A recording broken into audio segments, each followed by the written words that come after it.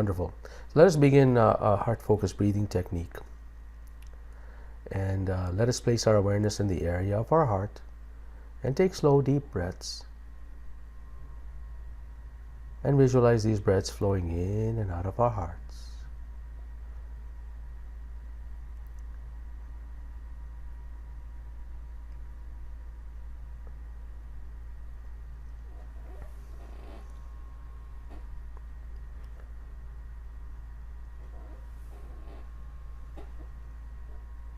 And just allow your body to just feel this slow breathing in and out from your heart.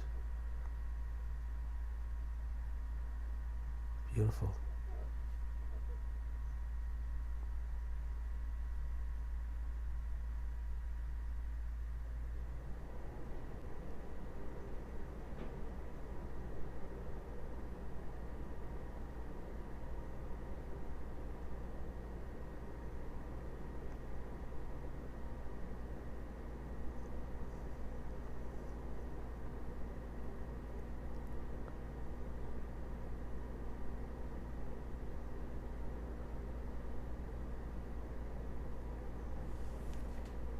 Notice your breath as it's flowing slowly. Is it symmetrical? Are you drawing the same amount of breath in as you are exhaling? Is the time that you spend breathing in, visualizing these breaths flowing into your heart, the same time as you take breathing out? Are they symmetrical? I invite you to try and make these breaths symmetrical. Slow, deep breaths. Visualize them flowing in and out of your heart. And it doesn't matter if you breathe through your nose or your mouth, but simply that you visualize these flowing in and out of your heart, gently and slowly. What you're doing is you're visualizing, caressing your heart, hugging your heart in this visualization technique.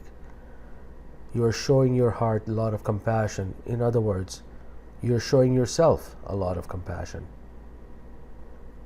And that is where it begins. By finding compassion for yourself first, before you activate compassion for others. Take slow, deep breaths and visualize these flowing in and out of your heart. Beautiful.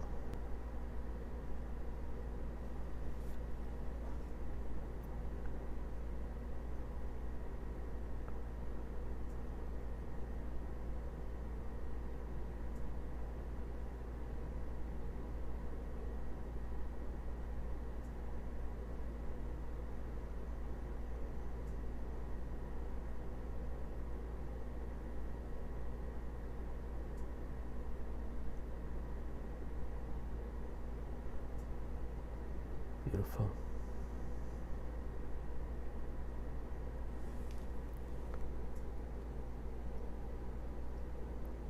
Take a few more breaths like this.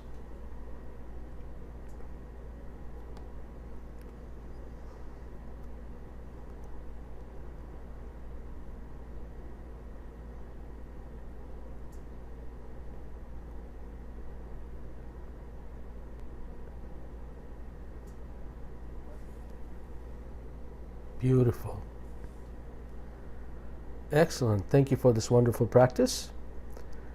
And I'm just going to go over to the chat area to acknowledge people. So I see Wendy, good morning to you too. Joyce, welcome from Mount Shasta. Thank you for joining us. Walter, I guess your time change may have happened last week for us here in the in US and Canada. It happened this past Sunday. Wendy, you love daylight savings time, I guess. Hello from Germany, Natalie. Thank you for joining me. Thank you for recognizing the time change, Natalie. Will and Lou, thank you. I got your note. You signed in a bit earlier today because of the time change. Sandy, good morning to you. Epiphany, nice to see you in this call. Good morning, Nancy, to you. Claire, good morning. Thank you so much for joining us. Today's I didn't know that moment is all about your brain. That your brain is wired for fear, and that is because it's a survival mechanism. So at the very, very basic state for us is this instinct of survival. So without any other layering on, we are meant to survive, and that's obvious. So if we're facing a tiger, a real tiger, or facing a bear or any kind of a dangerous situation, our brain just goes into this fear mode, and then you become reactionary.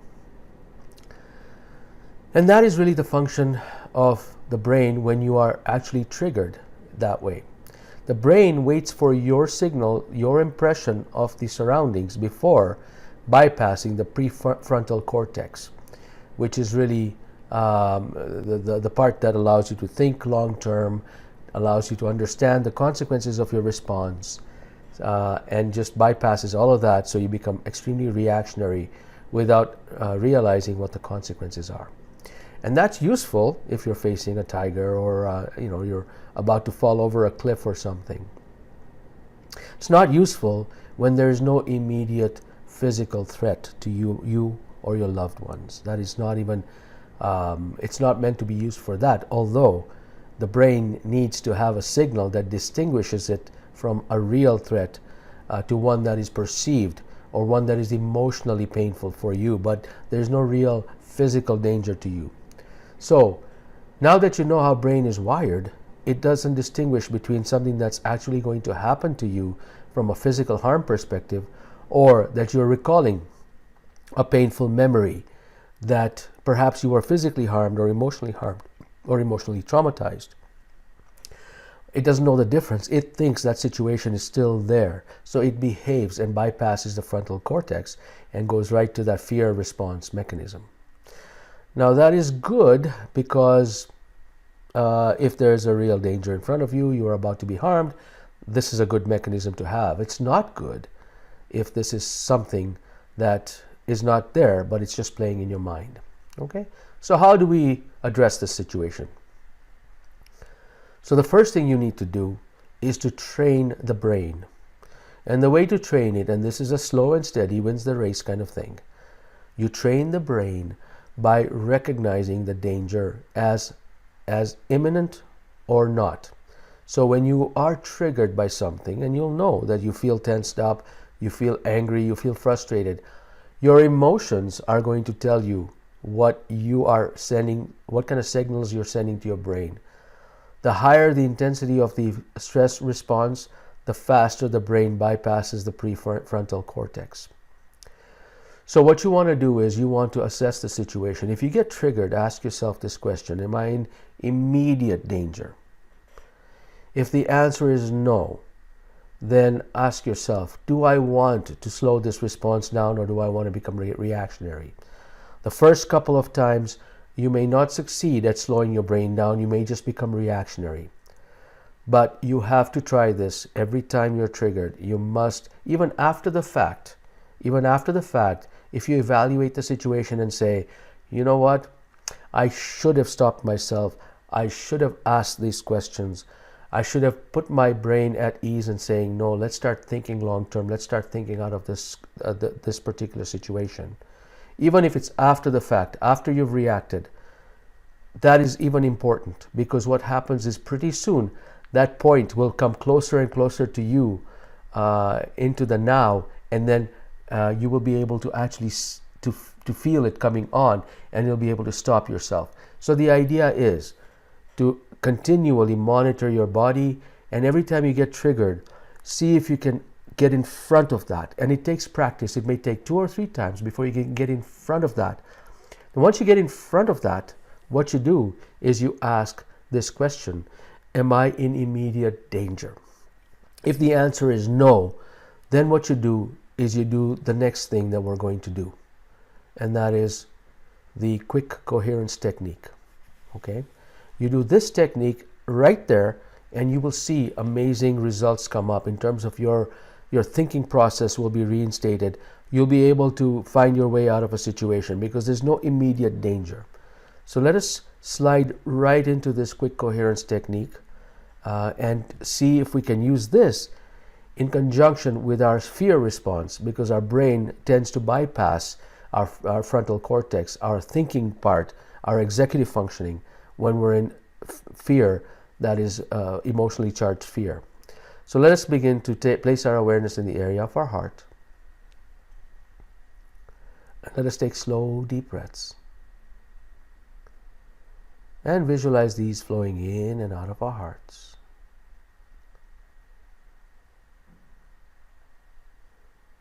Slow and deep breaths. Very gentle.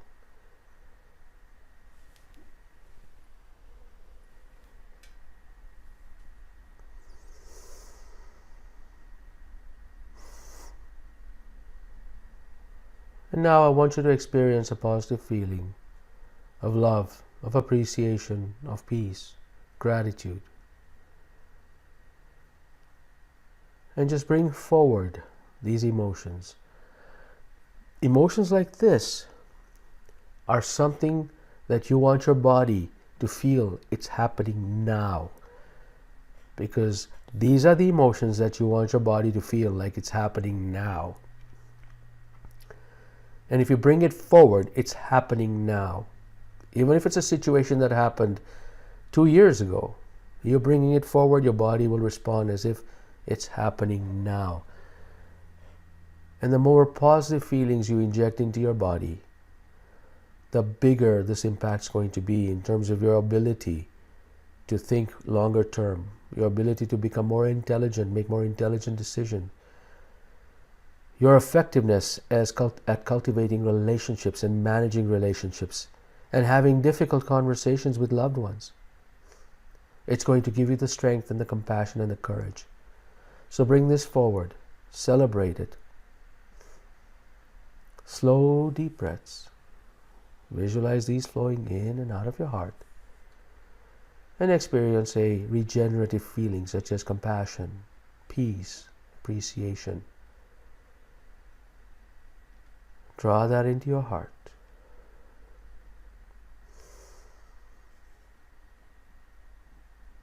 Beautiful.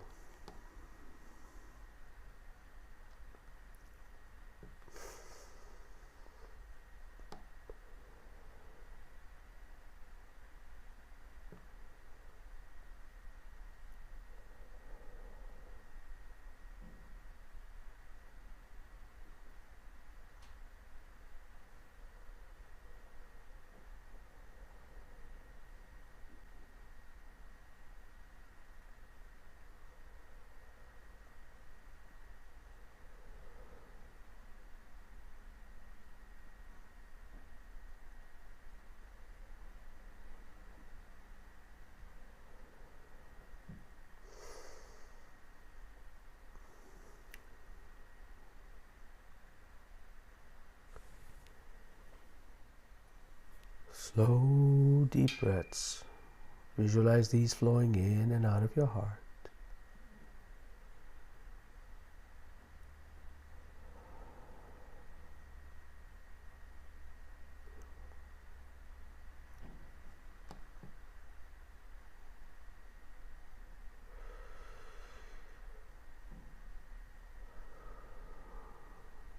Beautiful. Excellent. Wonderful. That was 15 minutes of your Monday morning espresso shot. And if you want to leave, by all means, I won't feel bad. But we do have a Q&A session. If anybody wants to ask anything about anything, I'm happy to entertain this. So please type in your questions, and I will be happy to address them as best as I can.